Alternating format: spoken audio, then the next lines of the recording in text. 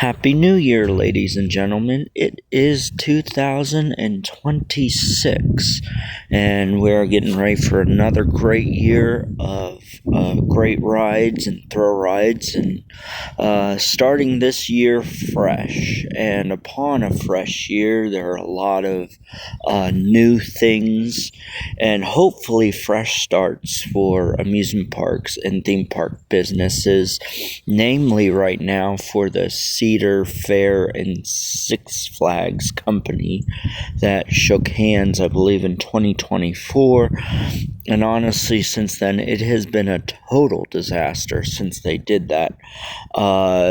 Two of the majority companies that make up a lot of the amusement parks in the United States right now shook hands together and decided to make one company.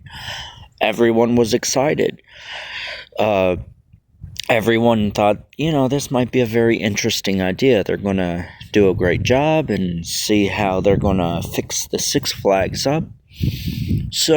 But it's been everything but good. But,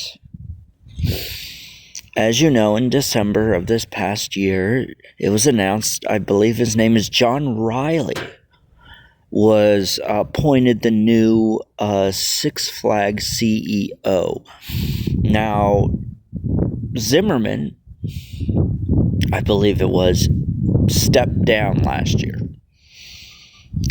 amid the profits dropping, not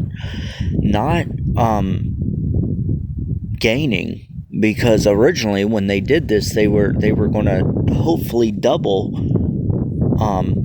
their profits and their intake through the quarterly year and the intakes between both companies coming together. But that didn't happen.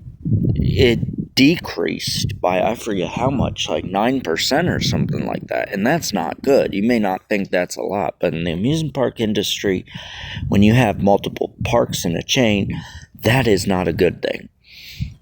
John Riley here was the former head of Palace Entertainment Parks. He had been with that company, so he has experience in the amusement park business.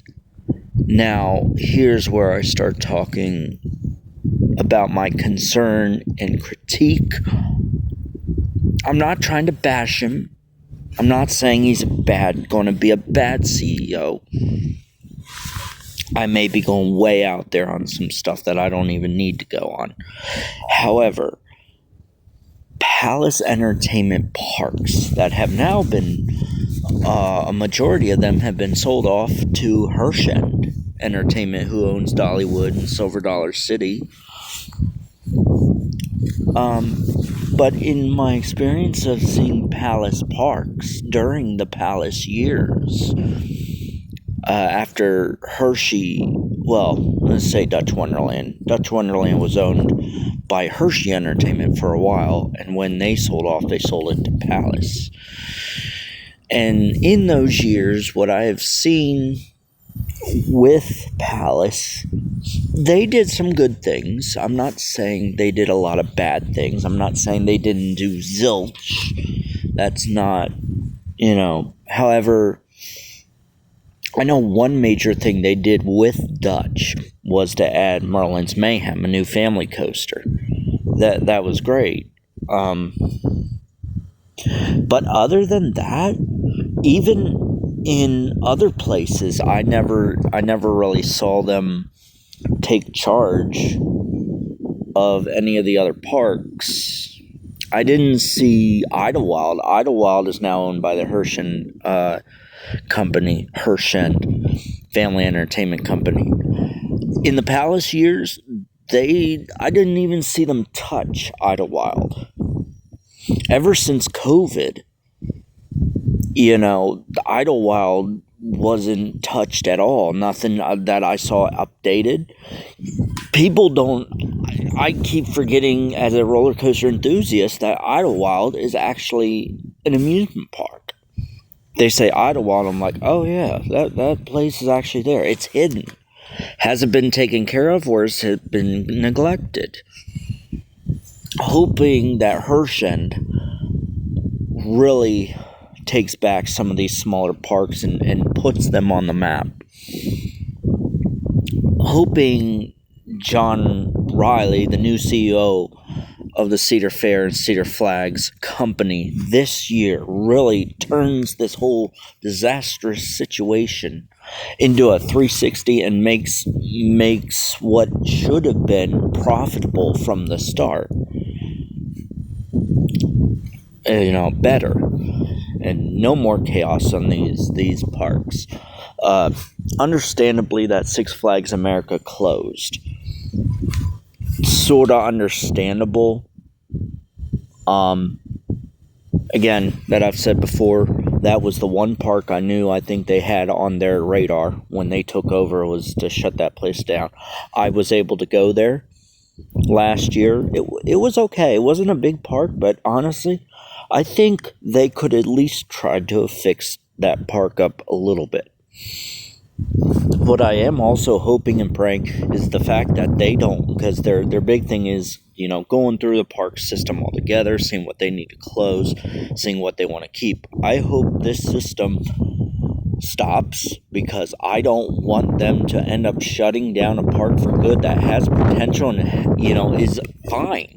That is okay in the company, but I'm hoping that they don't decide to shut a park down that is clearly profitable and doing well, because the bigwigs personally think it might not work.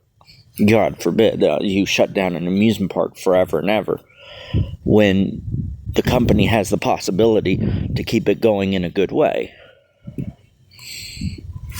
What's to happen? This is another rant. I'm sorry, it's the new year. I shouldn't be going on like this, but it's concerning.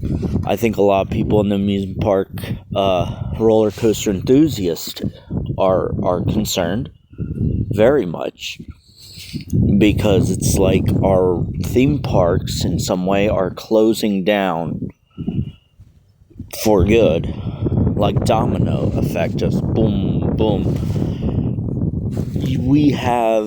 The companies have the potential, and I'm sure they have the money to try to save it. So I'm hoping in this new year that this John Riley guy, who was a former Palace Entertainment CEO, takes charge of this whole situation and tries to figure out something else to do with the Cedar Flags company. So I don't know. And this is wild too. They could. I don't know that they would. But at this point, they could split off again. I don't know how it would work, but I think if they were to split back into separate companies, maybe that would be for the best. Because Cedar Fair as a company, top-notch company, has gained so much money in the last couple years without the Six Flags company with them. If they were to split, would it be a better thing? Maybe, who's to know? But hopefully, if they keep the situation the way it is, they need to try to fix it. If they're going to stay one company as Cedar Flags, they need to fix this. Do what you originally were going to do without going wild and tearing everything down and closing and shutting down. Look at the park itself. Look at what you have and try to see, without saying immediately, oh, it's gone. Try to fix it in the best way you can. Let's see what happens in 2026.